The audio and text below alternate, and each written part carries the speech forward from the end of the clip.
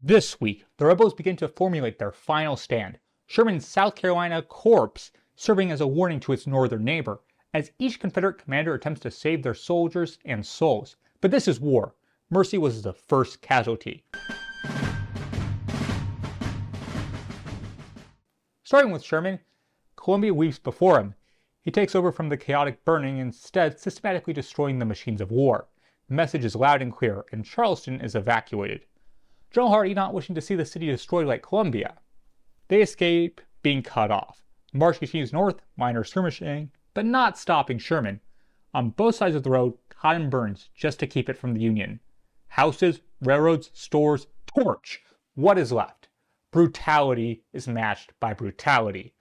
Sherman learns that two of his men have been killed and their bodies left as a message. A message Sherman reads loud and clear. He reports that two of his foraging parties were murdered by the enemy after capture and labeled "Death to all foragers."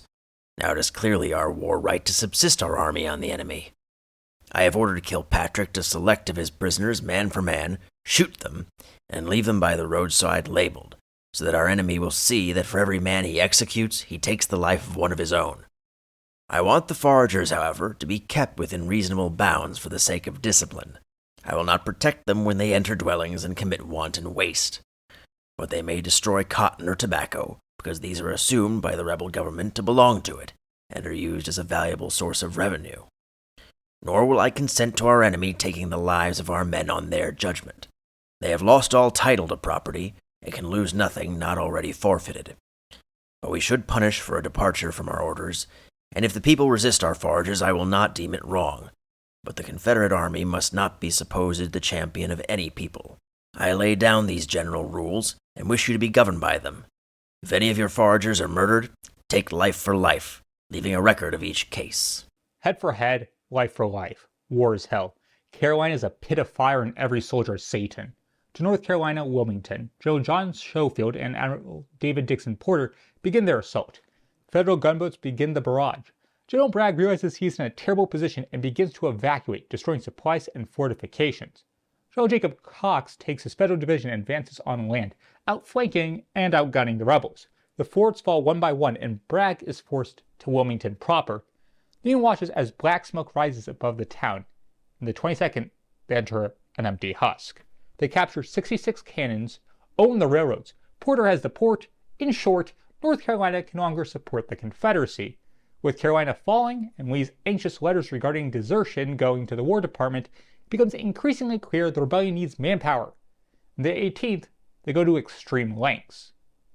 Congressman Barksdale receives word from General Lee. Sir, I have the honor to acknowledge the receipt of your letter of the 12th instant with reference to the employment of Negroes as soldiers. I think the measure not only expedient but necessary. The enemy will certainly use them against us if he can get possession of them. And as his present numerical superiority will enable him to penetrate many parts of the country, I cannot see the wisdom of the policy of holding them to await his arrival, when we may, by timely action and judicious management, use them to arrest his progress. The letter goes on to explain that the program would only be on the permission of the slave owners, and it does continue the incorrect belief that the enslaved are of a lesser race, obedient but physically strong. Still, despite all these buts, it's a major change. On the 20th, it passes the House.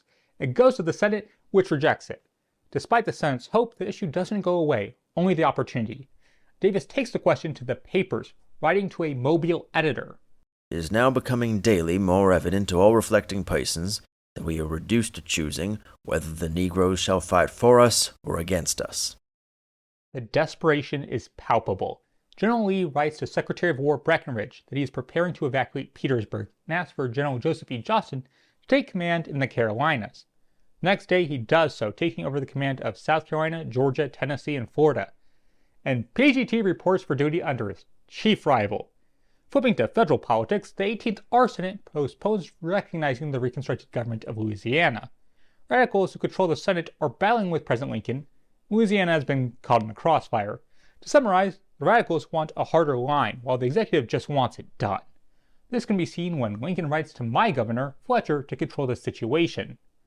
Without major military forces, ruffians have taken to fighting the war by themselves, as an excuse to settle and destroy. The 20th The southernmost battle of the war is fought at Fort Myers. Ending the week with the 13th Amendment, we see a major setback, as Kentucky rejects the constitutional change.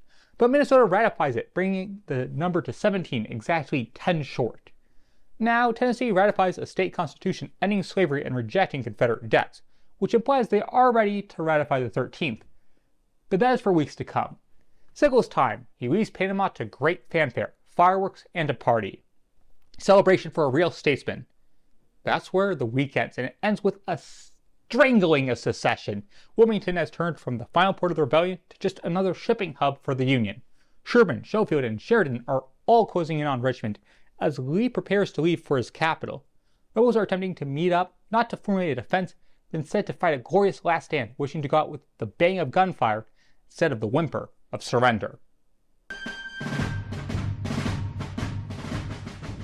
Hi, it's Jonathan Teagan, the entire Civil War Week by Week team. I'd like to thank you as we enter the new year and as the last couple months come counting down. It means a lot, and I know we are all excited to see how this war ends. I hope you come along for the journey, and I hope to really see you next week.